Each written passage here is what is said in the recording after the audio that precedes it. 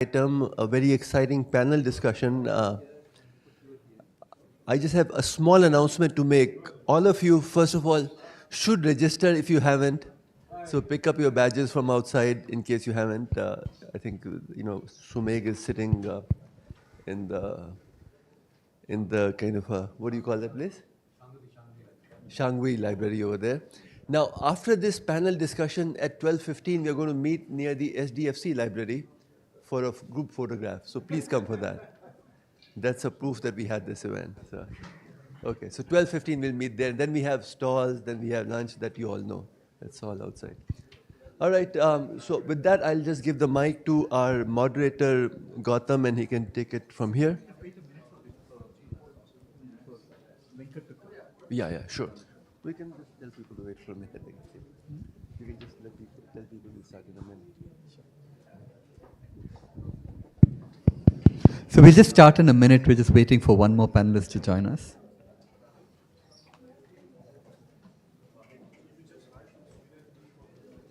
No, I was 1 week in Vegas for another conference.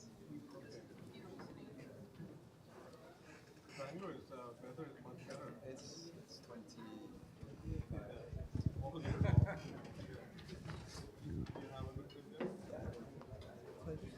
I'll just start with introducing the panel topic.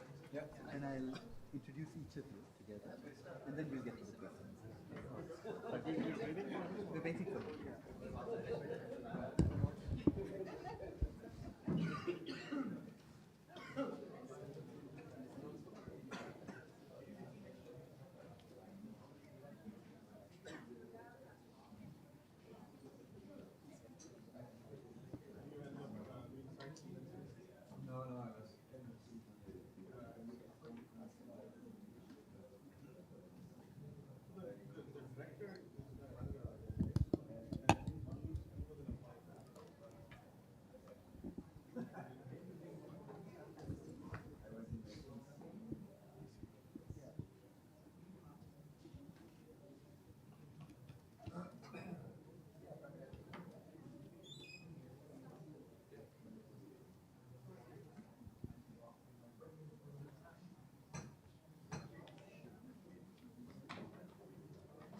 He just went to the restroom.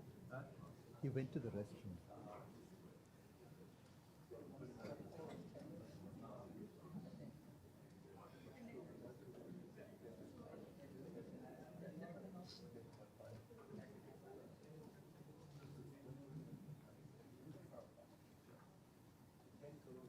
I'll have to pick and choose from your. I'll have to pick and choose from the long bio that I have. Sorry, I didn't simplify.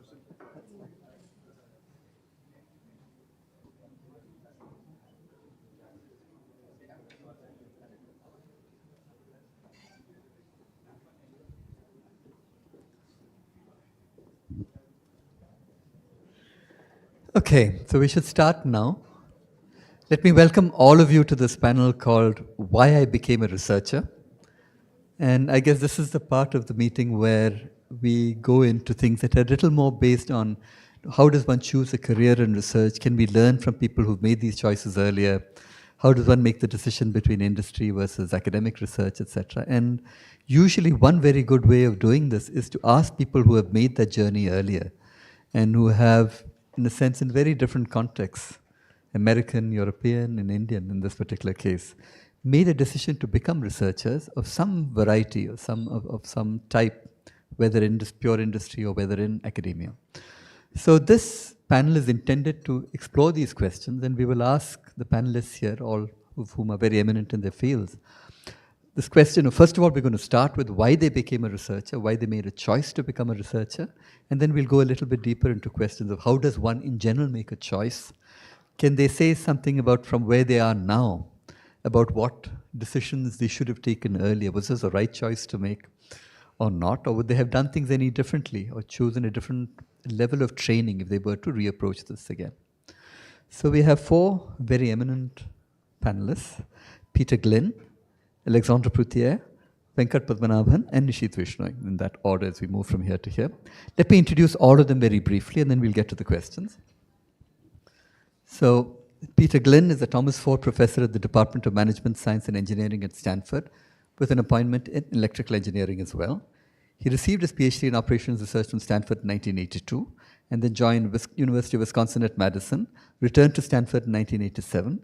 He has a large number of awards. He's a fellow of Informs, a fellow of the Institute of Mathematical Science, Statistics, an IMS Medallion Lecturer, a Luntran Lecturer, the Informs Markov Lecturer, an Infosys ICTS Turing Lecturer in 2019, and it gave the Titan of Simulation talk at the 2019 Winter Simulation Conference.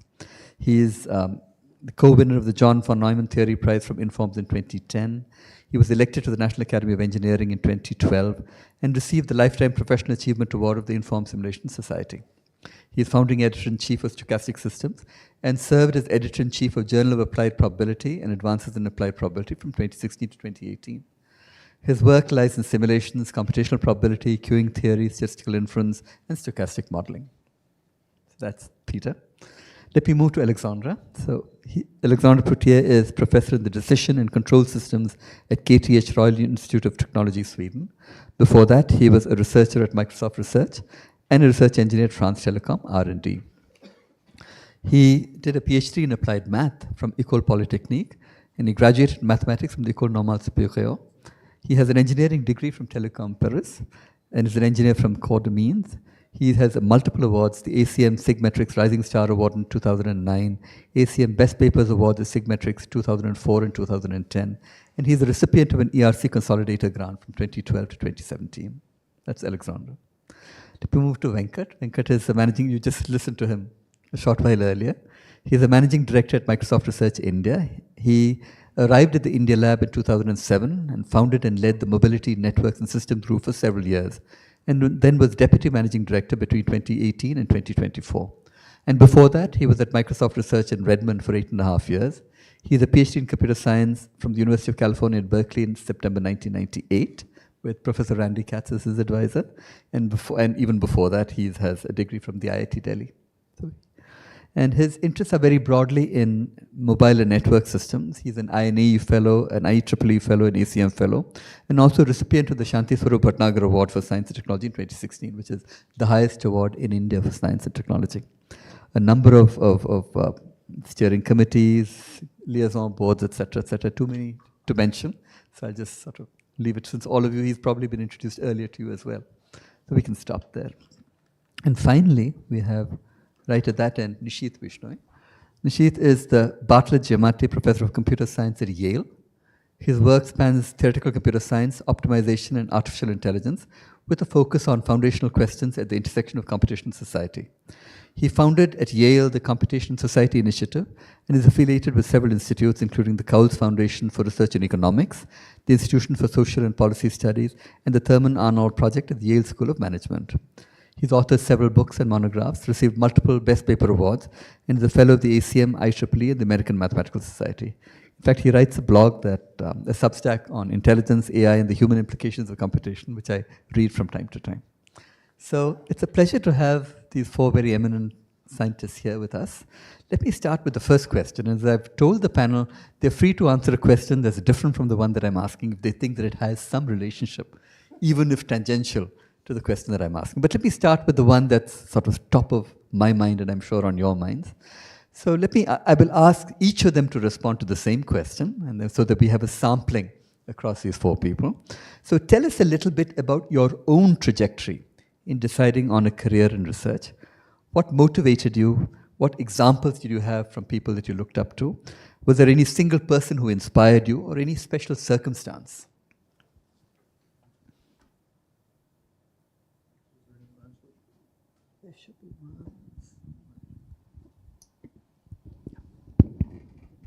Thank you. I should start just by saying I had absolutely no plan as an undergraduate, and frankly, even as a graduate student, that I would follow the career path that I ended up following. So I should give you a little bit of my own personal history. I'm probably the most quote-unquote senior of the people up here on the panel. And so my history goes back further than most. And when I was an undergraduate in the 1970s, that was an era in which there'd already been a huge amount of hiring in the 1950s and 1960s in Canada and the United States. I grew up in Canada, by the way, in terms of building out the science and technology infrastructure in aerospace and lots of other domains.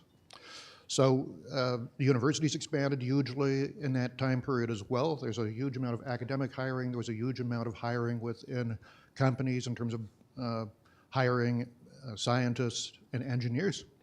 And the consequence of that was that when I was an undergraduate, you had relatively young cohorts of faculty in the sciences, engineering, and so forth. You had relatively young people who had been hired 10, 15 years earlier, sitting in the large companies that did lots of engineering and scientific development.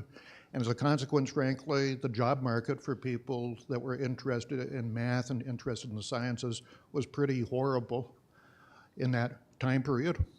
So when I was an undergraduate, I didn't really know what I would do, but I thought, why don't I get some skills that would be potentially usable in lots of other settings? And I thought to myself, well, math might be something like that, and I had an interest in physics, so I did a lot of math and physics as an undergraduate student.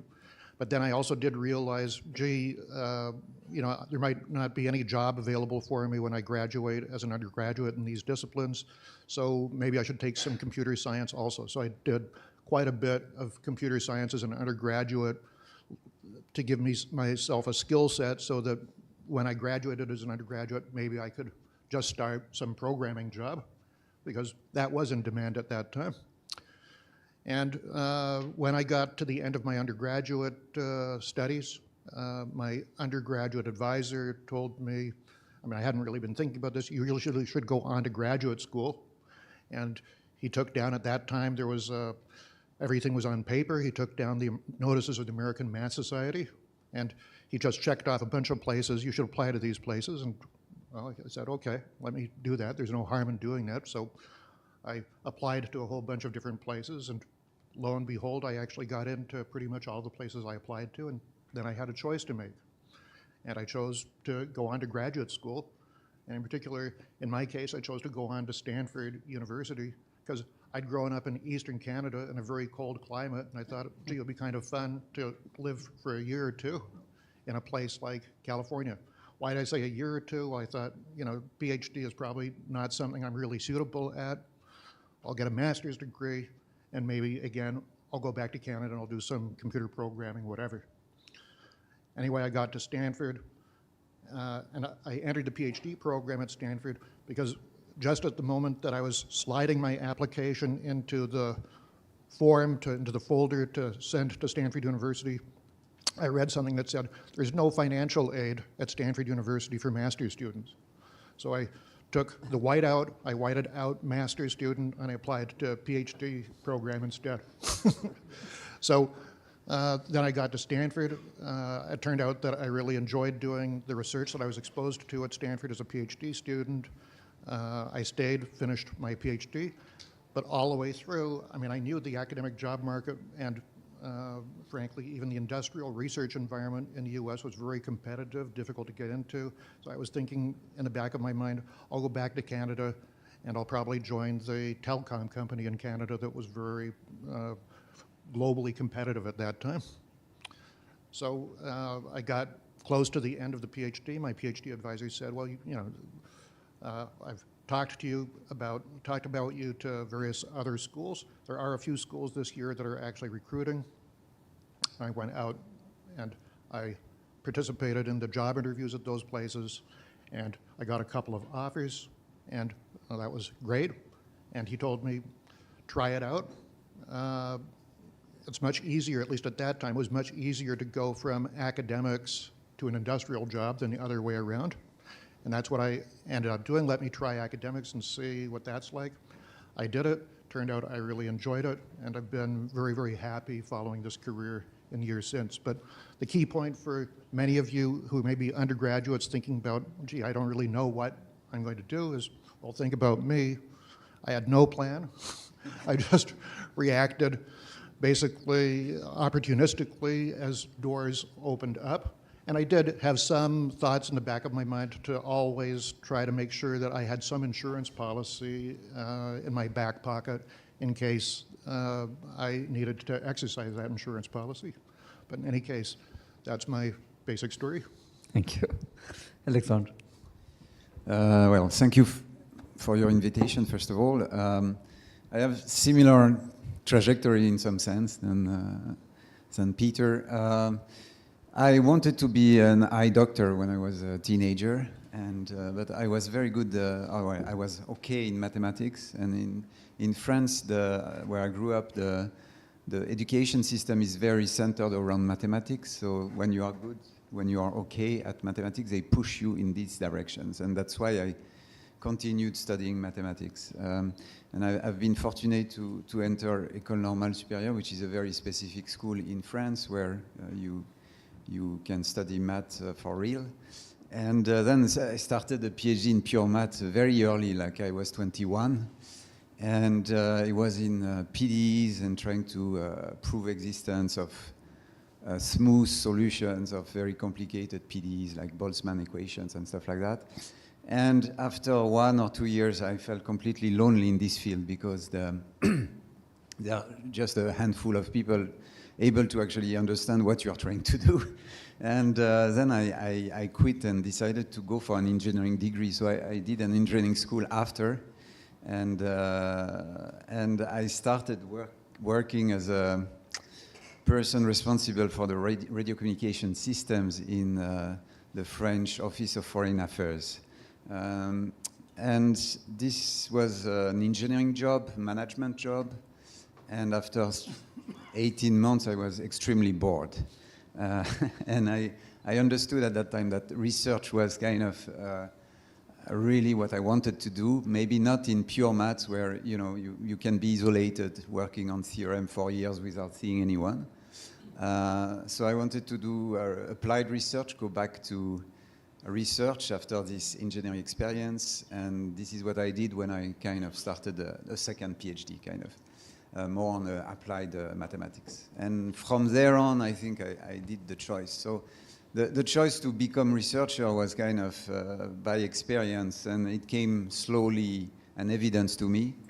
It was absolutely not inspired by anyone, actually. It's like, maybe it's fun, but it's like, it was a very self-centered decision. So because I liked solving problems and I liked really the process of doing research, and I don't even imagine a life without research. I feel very lucky that I will grow old, and by the age of 95, I will still be thinking about research, So I think it's a gift to be passionate about research, and I think I would probably, I am very happy with the trajectory. I didn't lose time being an engineer. I didn't lose time willing to be an eye doctor.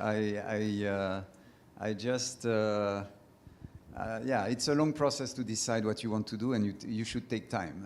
Starting a PhD very early was instructive, but maybe a mistake, kind of. Thank you. Yeah, so when I was in high school, I really wanted to do physics. And I used to idolize all the famous physicists of the last century. But I guess when it came time to go to college, I didn't have the courage to do physics. So that's probably not atypical in India. You worry about what after your physics thing, will you get a job? And so I guess I went with the flow and became a computer scientist. But I think the thing that got me interested in physics, the idea of doing research, creating new knowledge, never left me, right? So that's really what motivated me to do a PhD and then pursue a research career. I think a research career is pretty unique in the degree of freedom it gives you, right? Even if you have a boss and so on, the power of the ideas and the freedom you have to create ideas and try new things is quite unmatched, right? So that is something that I felt very attractive. The other thing that I think I tell people also is, you may work very hard, you may push yourself, but in large part, it comes back to you directly, right? Let's say you do a great paper or you put out a system out there that goes viral. A lot of that fame and a lot of that recognition accrues back to you as an individual. It's not just, Microsoft did something or your other company did something, right? That is something that, again, a research career allows that most other careers perhaps don't allow in the same degree. So that's been great.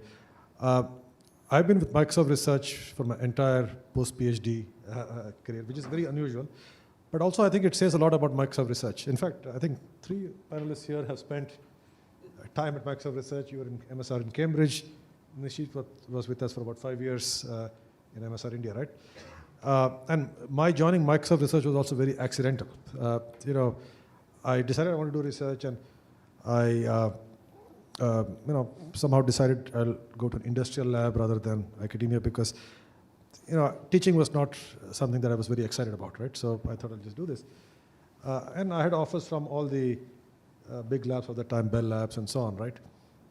But I went to a conference in 1997, and on the beach in Cannes, south of France, I ran into another conference attendee, Victor Ball, if you remember him, the MSR person. And he told me he had just joined Microsoft Research. He told me about this place called Microsoft Research. Sitting at Berkeley, I'd never heard of it. Okay. I said, okay, let me give it a try. I interviewed and so on, and it was a very interesting experience. I thought, okay, let me be a bit more adventurous. So let me, instead of going to Bell Labs, which is the safe choice, or at least seemed so, let me instead go to Bill Labs, Bill Gates' labs. And it has turned out to be an amazing place, right? I think MSR's model of the combination of freedom with the opportunity to have real impact has been really, really nice. And I think a lot of my colleagues have stayed for a long time.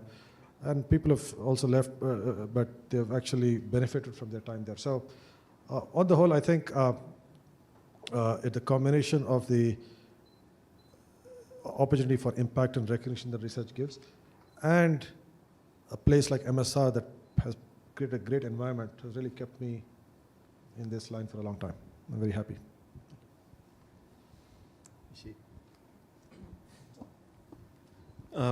Thanks, Gautam, for the introduction, and thanks everyone here, for the opportunity to speak here. So I was trying to recollect my thoughts when I heard such, beautiful stories, and I realized that I should tell you from where I remember. And I remember myself growing up in a tiny apartment in a small street in Kanpur. And there's no really space to sit inside and study and all. So I grew up on the streets of Kanpur, and in that I started playing cricket, tennis, and so on, and I really fell in love with tennis. And I started training, but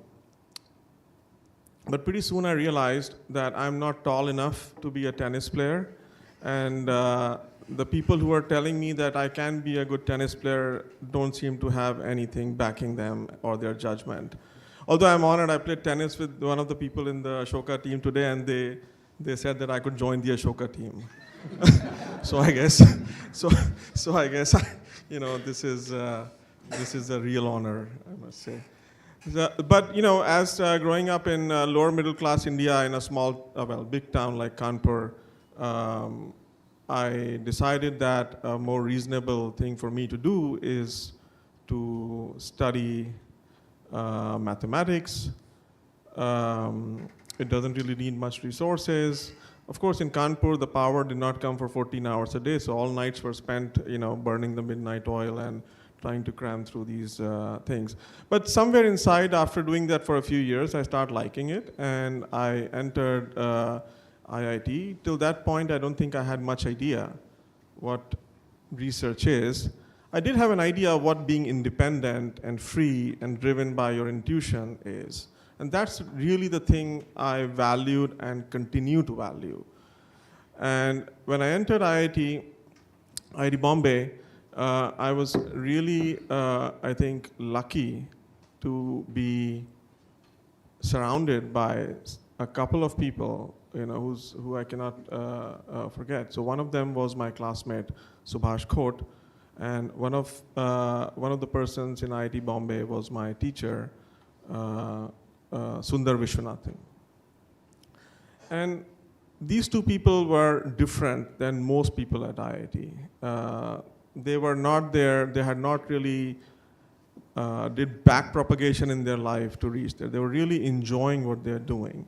And for the first time, I think I could see myself I mean, I was good in mathematics in a certain way, but it was only after I was in the company of these two people I started seeing the joy and kind of doing it just for the sake of doing it, for trying to discover new things in a different way. So after after I was around the time I was graduating, I really did not know what to do in the future. So I applied like everybody else. I also applied to Deloitte Consulting. I got that job actually. And Subhash was my classmate. For those of you who don't know, I mean, he also applied with me, so I did not get anywhere because his record was, really good. So I ended up getting in some university called Georgia Tech at that time. And for some reason, I ended up rejecting the Deloitte offer and taking up the offer to go to Georgia Tech.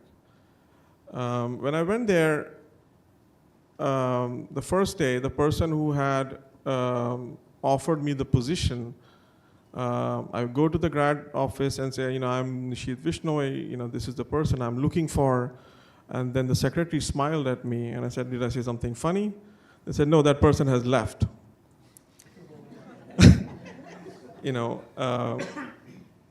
I said, okay, so what shall I do? And they said, find yourself an advisor.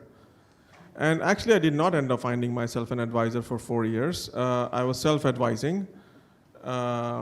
I tried various people, but somehow, given my need for being independent and high agency, I was not really able to take direction very well. Still can't. So, Gautam, if I'm running out of time, just tell me. Yeah, I'll stop. So I went through the US system. I really enjoyed it for the 4 years. And then the last year when I had an advisor, I did not enjoy it. But you needed an advisor to graduate. And I decided so much that I am done with the US academic system, which in my view at that time was driven by metrics and kind of a backpropagation system. And nobody seemed to be having fun. The big professors were fighting with each other over decades, destroying careers of each other. And so I thought, what is this? I mean, this is not what research is for me. And so I came back to India. I took up a job at IBM Research in IIT Delhi. The campus was in IIT Delhi, and I think, Sandeep, you were there for some time, right? Although I don't remember meeting you there. Because I was never, so I'll tell you an anecdote. So when I went to IBM Research, it was made very clear from the very beginning that 50% of the time you do whatever, we don't care. 50% of the time you need to be with clients. I really enjoyed that arrangement because my agency was, reduced to 50%, but I could at least get some reasonable, exposure to also industrial research problems.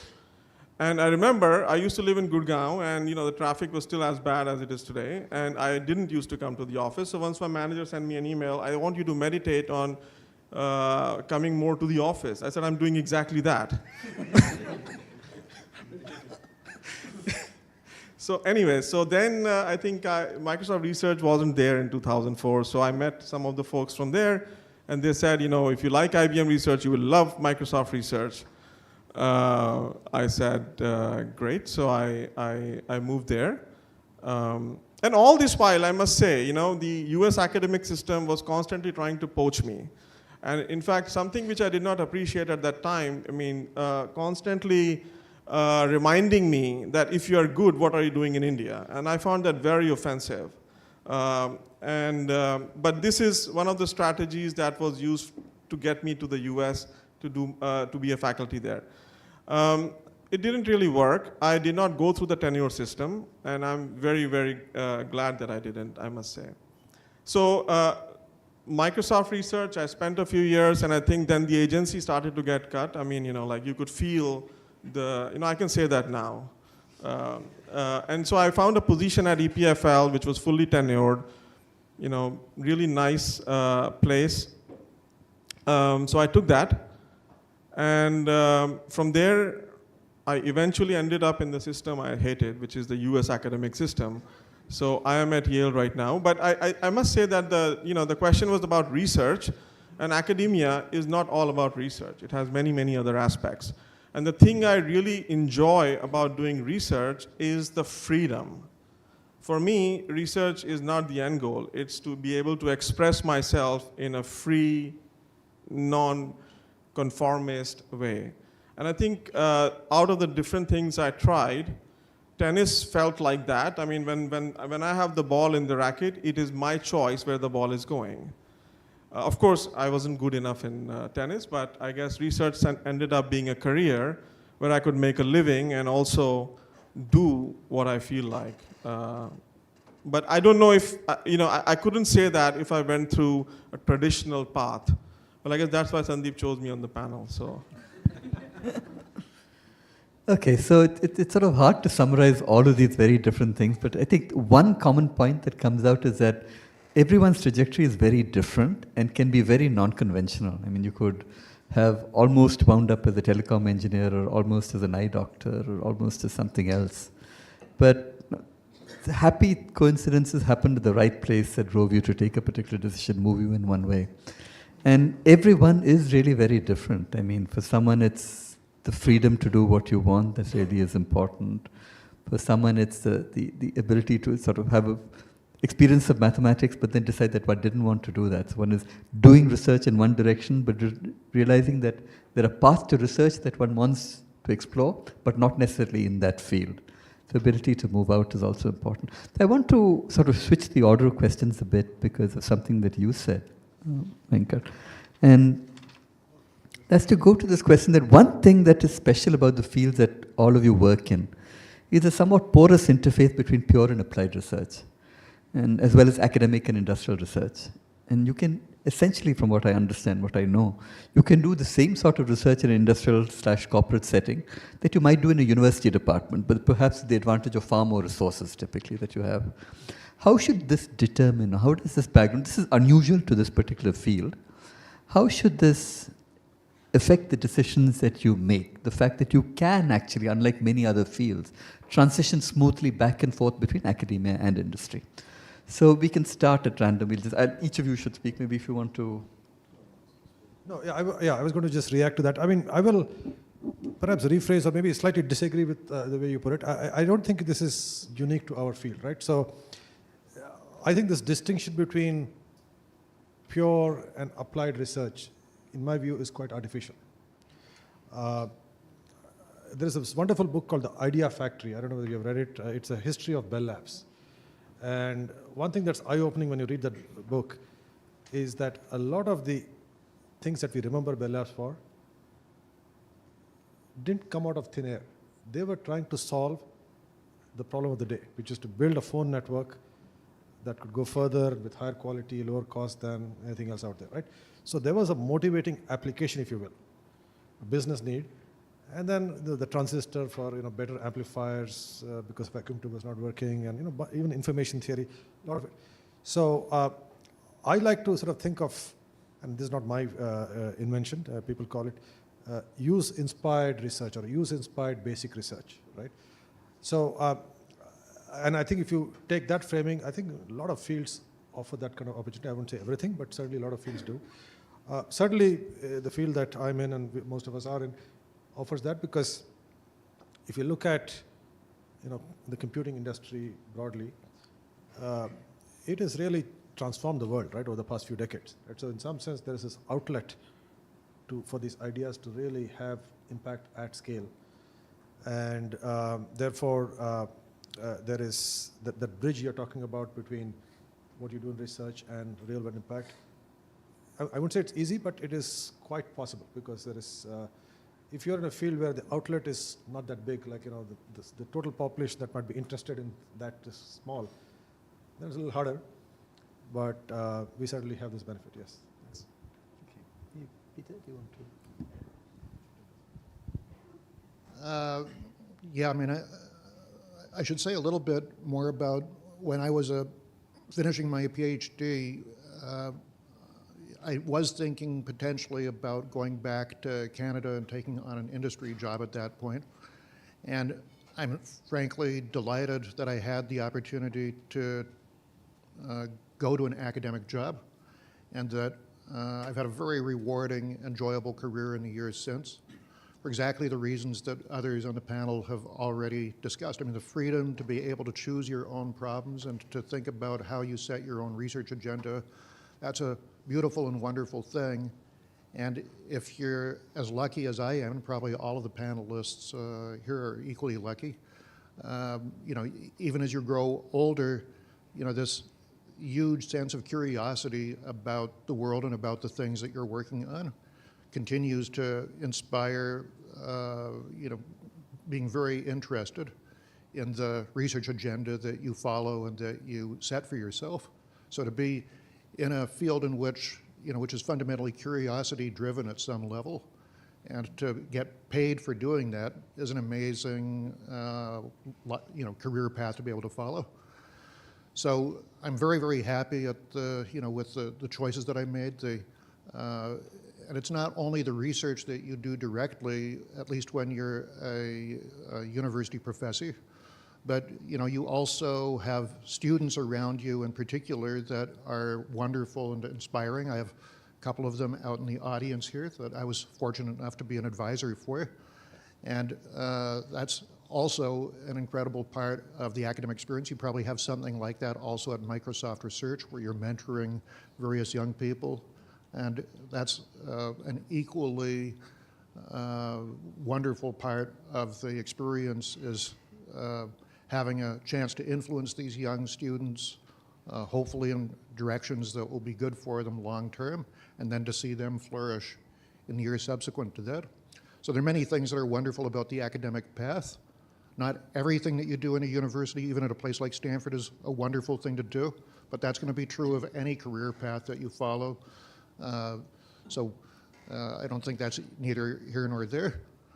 But I did think about that industry path as well. And for me personally, I think that if I'd followed that path, I think I would have had also a happy, positive career, but it would have been a completely different career path than I've followed as an academic.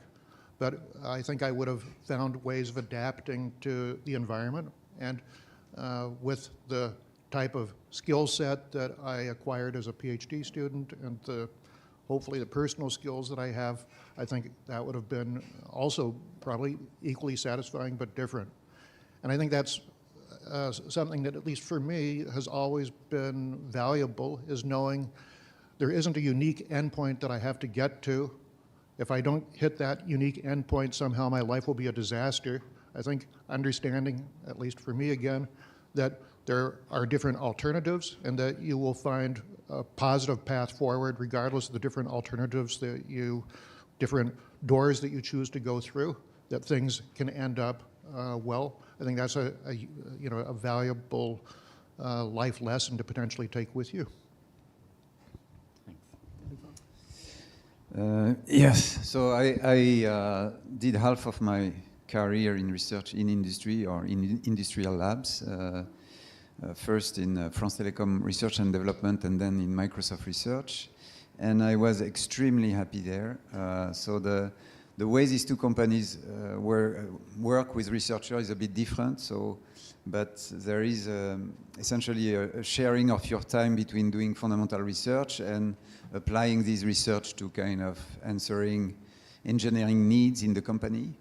And in France Telecom, this was very much formalized. So we had contract with business units, which you don't have at Microsoft Research. Microsoft Research is a bit more free. But I was extremely happy because, to me, I mean, the most rewarding research you can do, and I completely agree with Venkat, is when you find this sweet spot of starting from a practically relevant problem, engineering problem, and then there is a modeling phase, trying to understand what's the essence of the problem is. And after that, after this modeling phase, you have this kind of, okay, I have to solve it mathematically. So maybe you developed a new mathematics to solve it. And then you go back to the engineering problem and you do a full circle, starting from practical problems to a big excursion in science, and then going back. And this is kind of, I had a few epiphany like this during my career, and I felt like, wow, this is amazing. And when you are in academia, sometimes you miss this starting point, or you have to create them yourself. It's not that easy. I regret my choice of leaving Microsoft Research, I can tell you. Because, as you said also in academia, it's a multitask job, and you are pushed a bit away from research sometimes. But anyway, that's another topic, maybe for another question. But I really, in applied research or in our fields, I think what is the most rewarding is to actually realize this full circle. And when I hire PhD students, this is what I describe to them. I said, this is what I want you to do. So sometimes it takes 2 years, 3 years to solve the math problem and come back, but that's good. And what I liked in the industrial labs is that they have completely different KPIs as in academia. In terms of publication, I will remember always this sentence by the head of Microsoft Research in Cambridge when I was hired. He said, I don't want you to publish maybe 1 or 2 papers a year, but it should be a great paper. I want you to avoid IEEE journals and conferences. He was saying these kind of things exactly to push this kind of vision of, okay, let's do good science. And there was kind of, he was kind of contrasting this with a lot of research done in academia, I guess, but yeah. I'll just add a few more thoughts to that. So I feel, I hear what Venkat is saying. I also, hear what Alexandre is saying. I think in having spent like half my career in academia and half my career in industrial research labs, in academia, I have colleagues who do applied work, quote unquote applied work, and so I think I mean, using the Bell Labs example, so it's not clear to me that we can just kind of take that example and infer from that certainly many Nobel Prizes worthy results came out of Bell Labs, whether they were driven by the researchers or whether they were driven by the agenda of Bell Labs, and I think these are two different things. Similarly, in academia, as I think Alexandre said, I think you're probably referring to Andrew Blake, is that right? Yeah, the head of MSR Cambridge. Academia right now, you'll see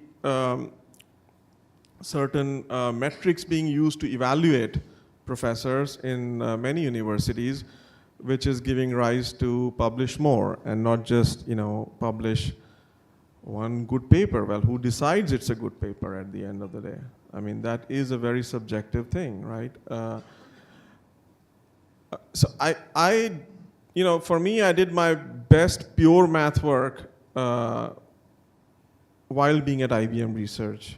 And I did my best applied work while not being in I don't think I did anything useful for Microsoft Research. And Venkat would probably know that, right? So, but yeah, I think it really depends. But I do think that research should be driven by some kind of insight, whether it's in whatever pure world or applied world. What I would not encourage, especially the young people, is to do something which is neither this nor that. I mean, try to solve a math problem in an applied world where it's not really useful, or try to kind of make up a math problem, and then try to solve it. I mean, it has to come from inside. What is it that you want to do? If you really see a problem in the real world which you relate to, go for it. In that sense, math is a tool. Math is not the end goal, right? On the other hand, if you are seeing some kind of structures in your mind that you think must be established, go for it. That's all I would say. I mean, it's probably confused people, but. So that's an interesting set of input. I like the Bell Labs analogy, and also that relates to something that the Nobel Prize winner Pierre-Gilles Dijen said, that every good piece of fundamental research comes from asking an applied question, which I think is an important statement about how applications and theory interact with each other. And I think this is I also hear the points about the fact that the academic system as it currently is need not be the most perfect of all possible worlds. The nature of the KPIs or the metrics that are applied are not necessarily intended to push our boundaries of knowledge further, but just in some sense and in some cases just to write more papers that will add to cutting down more trees. So one question is, how do we rebalance that? But that's probably a question for another panel and not for this particular panel. So let me ask my last question, which is probably a somewhat more difficult question to answer because it's giving advice to other people, which is always somewhat risky. What would you suggest, each of you, as a piece of advice for the young people in this audience, if they are thinking of embarking on a career in research? I mean, we heard about all your trajectories, which meandered a little bit and then wound up finally, but is there something that you learned that for someone here who's listening to it for the first time might help to short-circuit that if they already know that this is what they want to do? This is a hard question, and there is no easy answer to that, I realize, but can you have a stab at it? Well, I've already said a little bit about that. I think when, the sense that has worked well for me at a personal level is to be somewhat flexible with regard to long-term goals. And in other words, be opportunistic life-wise, that you can have a very successful path, be very productive, follow a path that is personally rewarding without being rigidly set on one particular end goal. So I think that's been helpful to me, and potentially can be helpful to many of you in the audience. I also just want to say something with regard to a lot of what you're hearing from this panel. It's useful to recognize that the academic and industrial panelists that we have on this panel sort of represent very high-end environments within both the academic and industrial environment.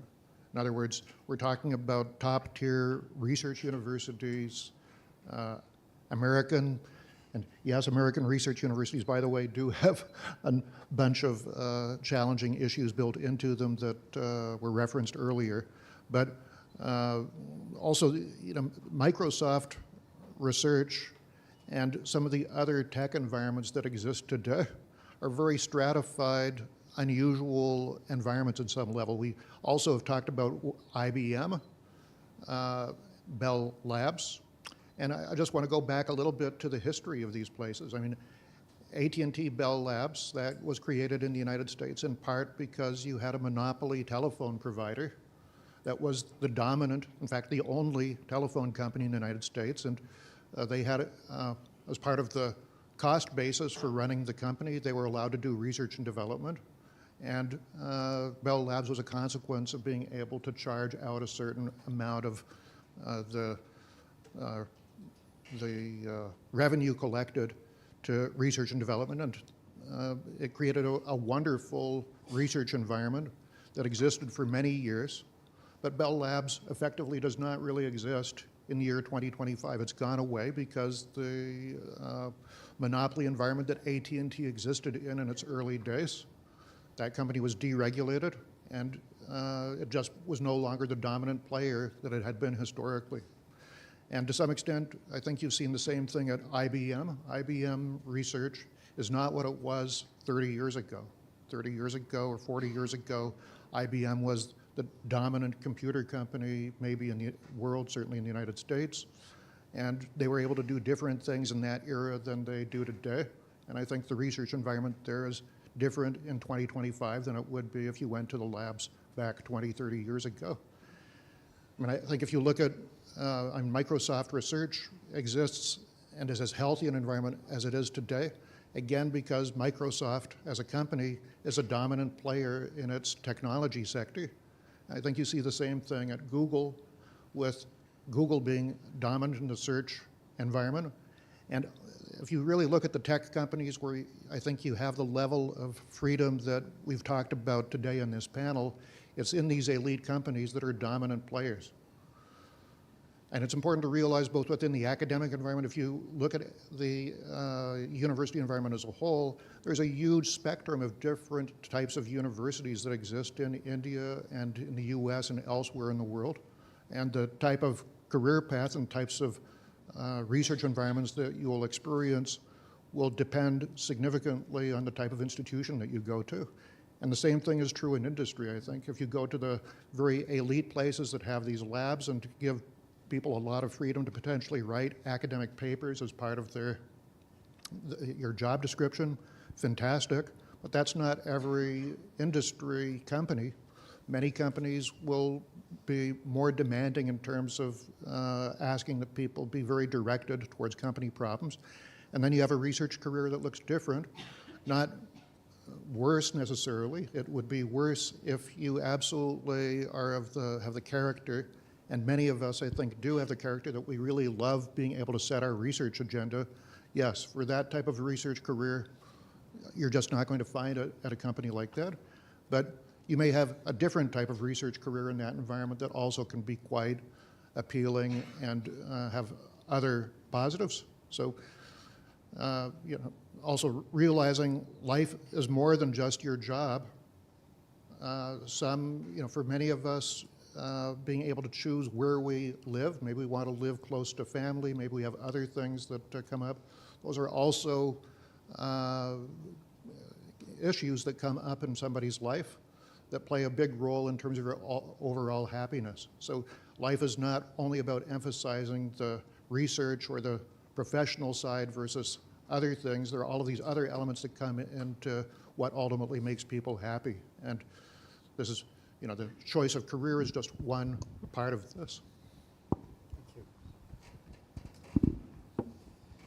Yes, so I think the most important advice that I could give, or piece of advice that I could give is to, of course, enjoy yourself, be happy when doing what you are doing every day.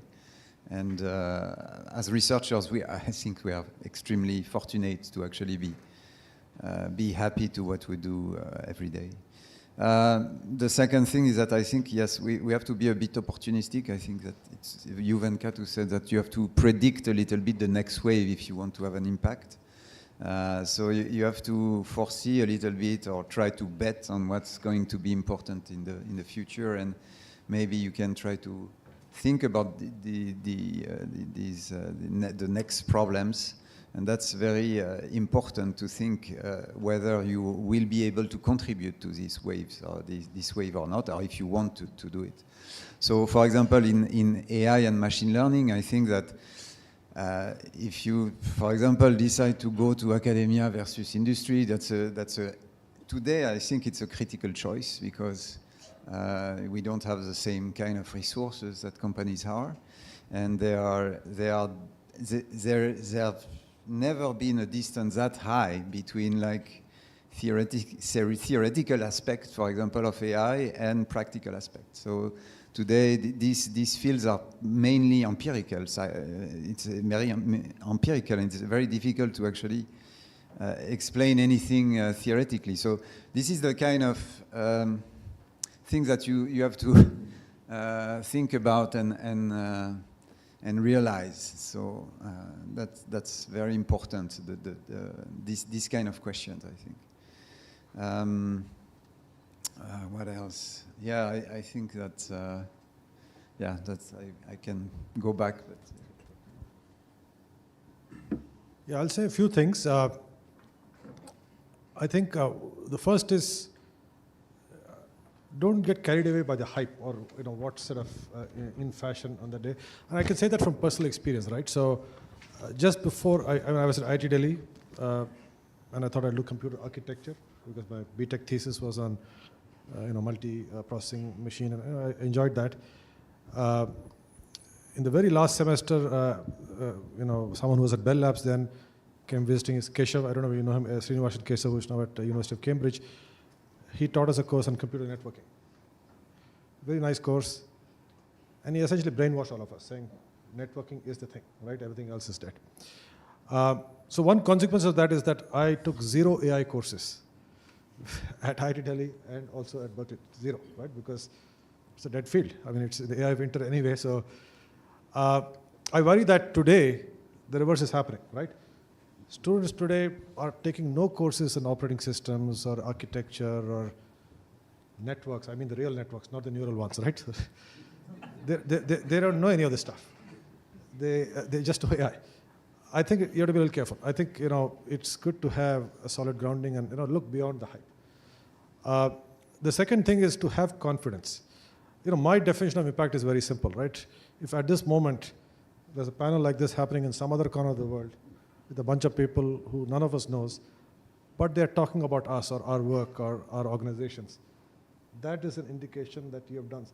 And I think sitting here in Ashoka or any university, whatever university you're in, you have that opportunity today, right? The world is connected, it is kind of flat. And I mean, the other example I'll give there is, when I was an intern at Bell Labs in the 90s, and my area was computer networking, the top conference there is something called ACM SIGCOM, right? It's an ACM conference. And I thought that was some unattainable conference for me, right? For a mere mortal like me, it's out there. I just had, by luck, a chance to go to SIGCOM at the end of that internship because I was in New Jersey and the conference was happening in Boston. I went, hey, that kind of stuff even I can do, right? It's not like out of this world, right? So just sort of have that confidence that you can actually do things that people 10,000 miles away will be talking about. The third thing, I think Peter said this, and I think I completely agree. You have to look at, when you look at your career, it's a multi-dimensional optimization problem. Right? It is not just, which is the place that's giving me maximum freedom or maximum money or whatever. So in my case, for example, I joined Microsoft Research. I've been very happy. But then I had some friends who went to MIT and other universities as faculty. I was thinking, hey, did I make a mistake? Should I have gone to academia? And looking back, I'm very happy I didn't because I moved to India and I love it here. I will never go back anywhere else, like to US or anywhere else. And so that opportunity would not have been there if I had become a professor at some university in the US because, and Ashoka was not there, right? If Ashoka was there, I mean, places like that, I could have come. But so in some sense, I think look at the multiple dimensions of what you care about. And the last thing I'm going to say is going to undermine everything I said, which is really make up your own minds. Don't take something and believe it just because someone is saying it, even if they're on the stage with a microphone in their hand, right? So really make up your own mind and really decide for yourself what makes sense, which is why everything else I said, you should disregard. Well, there's very little for me left to say.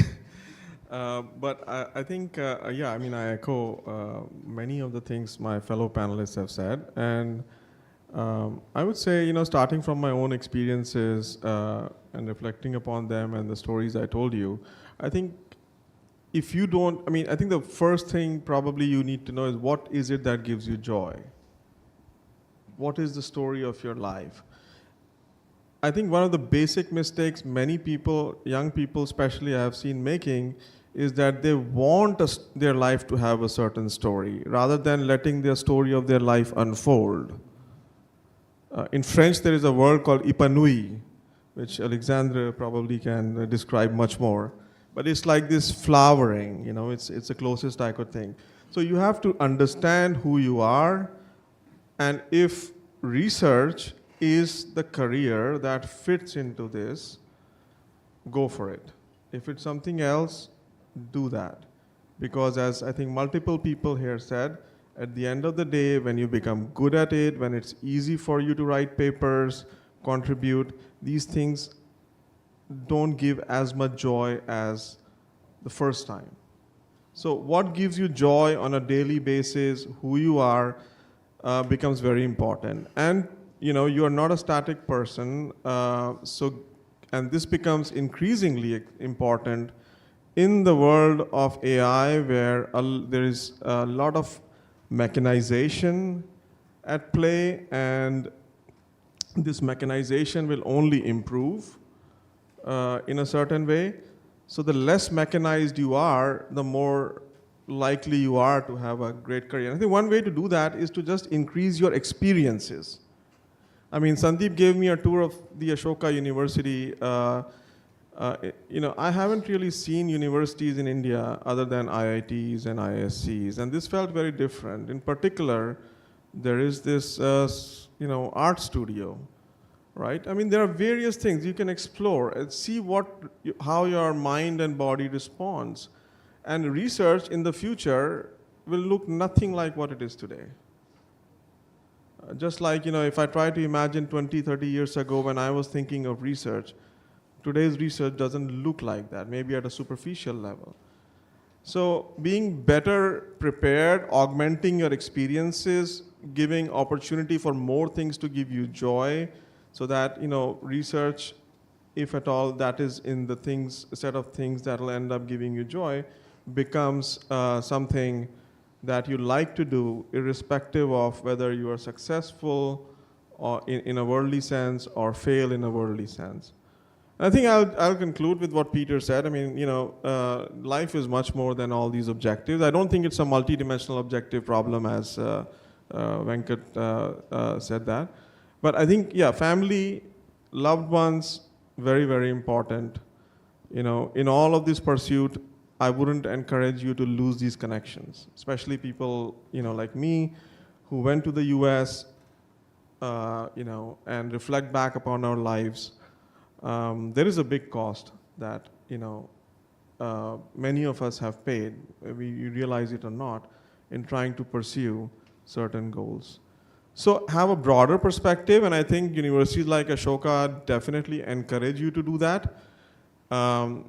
Go to lectures in humanities, arts, go to concerts. See, life is much, much more than, mathematics or equations or coding or AI, and I think get those experiences and then see what you like to do. Okay, let me just quickly sum up as far as I can. I mean, I think the main point is find out what you like and love to do. That's important. Don't necessarily take advice even from the wise people on this panel, but make your own choices. And remember that life is more than just a job. I guess that's really the point, that there are many other parts of your family, where you stay, your connections, things other than what you do as a day job are all equally important. So we have about 5 or 10 minutes between now and the photograph session. So I'll open it up for questions from the audience, if there's someone who has a mic to take around.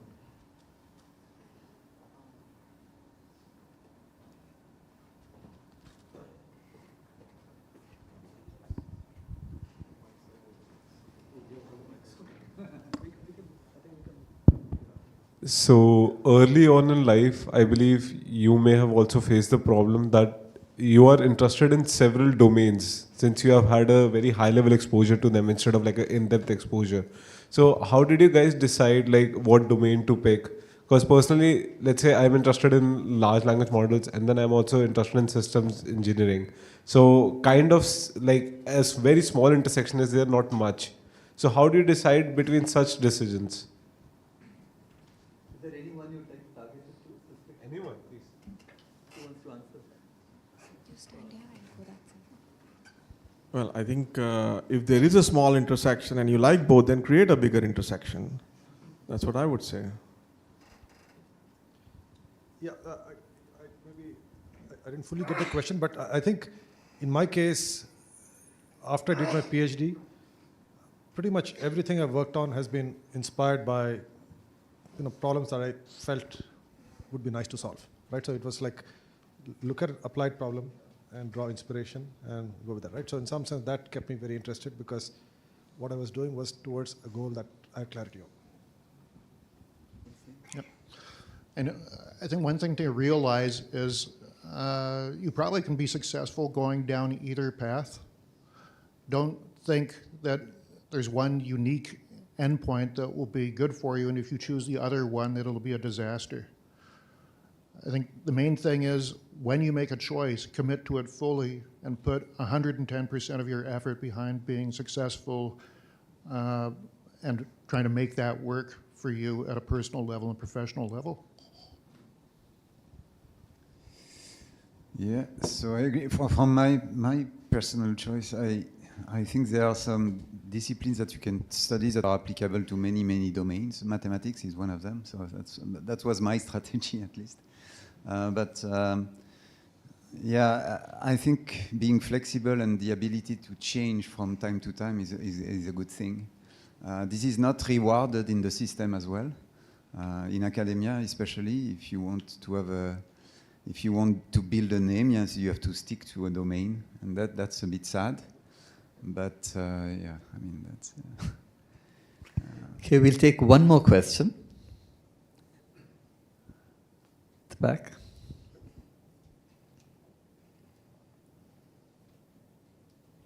Right. I wanted to ask that a lot of you mentioned about how it's a good idea to be flexible early on, have a variety of interests, and then like sort of see what you like.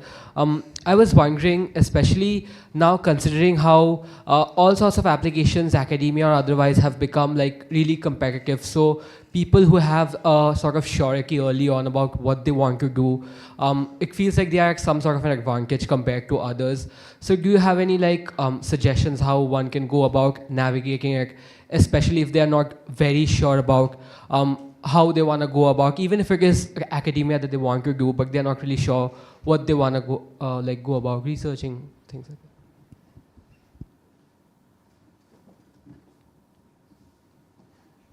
So I think that thing is changing now.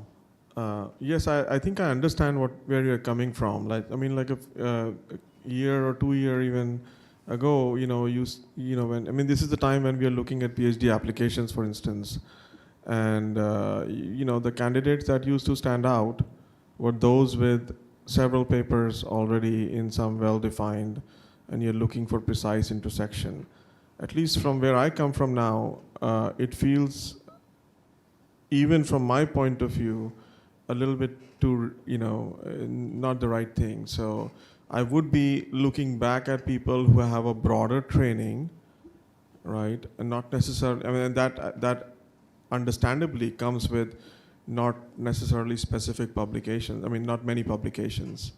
So I think things will keep changing. So maybe don't form these opinions in a hard manner right now.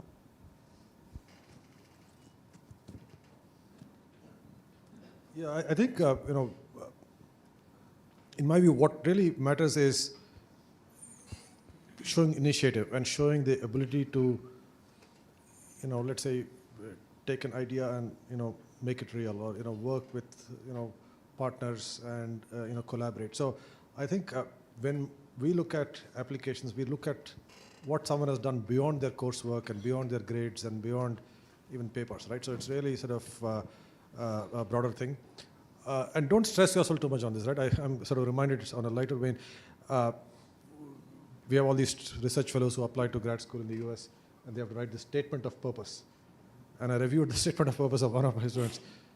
It started with, ever since I was 2 years old, I want to do research or something. I'm not kidding. That's what he wrote. Okay. So I had to ask that person to change it.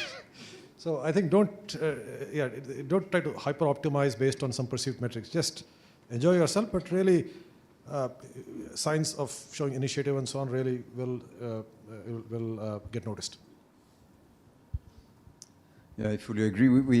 We interview a lot of candidates with different backgrounds. We look very broadly. And I think a very important aspect is enthusiasm and showing drive in what you do. And like you said, I mean, this is the most important thing. And even we hired recently a person that was completely outside the field that we wanted to recruit.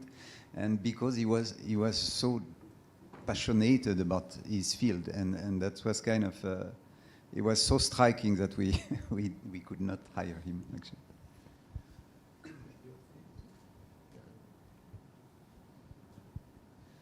Okay, so I think this is a good point to actually end. And I think if there's one thing that sort of really stood out, it's the importance of really enjoying what it is that you do.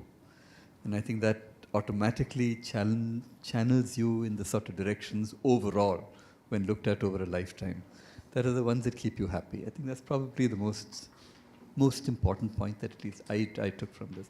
So let me thank this wonderful panel on your behalf. Please join me.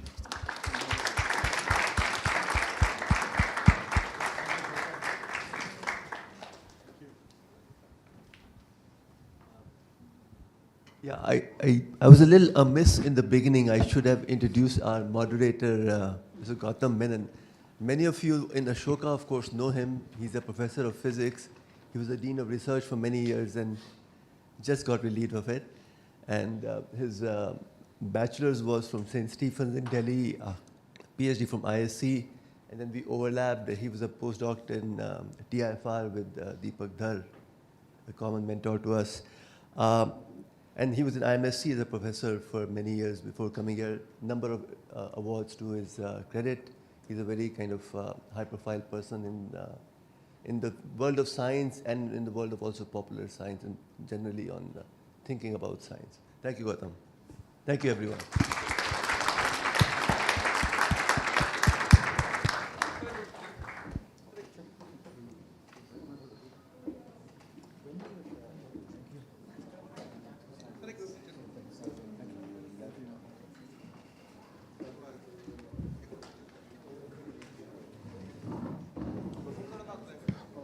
Also, guys, just as a couple of housekeeping rules. So we have a photo session after this at the HDFC library. So the big stairs that you see going upwards in the AC04 building where you go for lunch. Maybe we can just like gather there and then we'll have the photo shoot. After that, we'll have the lunch and there are also stalls on this way there. So these are the industry stalls. So once you're done with the lunch, feel free to walk around and go to the stalls, talk to the people there and, yeah. That's all.